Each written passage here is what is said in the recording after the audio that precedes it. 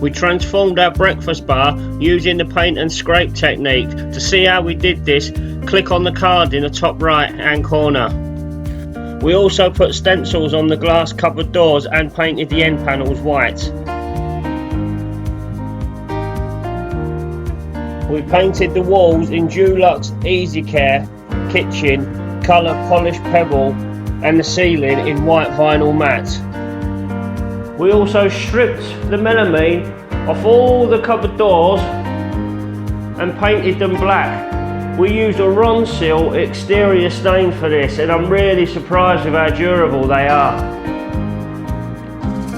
We transformed all the worktops by giving them a good thorough sand down, painting them and doing this paint effect and sealing it with resin.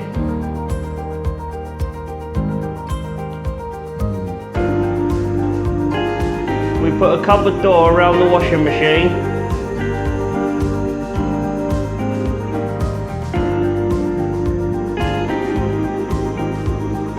And we painted the doors and frames and skirting boards in aqua water-based satin. If you've got anything from this video, please like, please share, hit that notification bell, please subscribe and leave a comment down below. Thanks for watching, guys.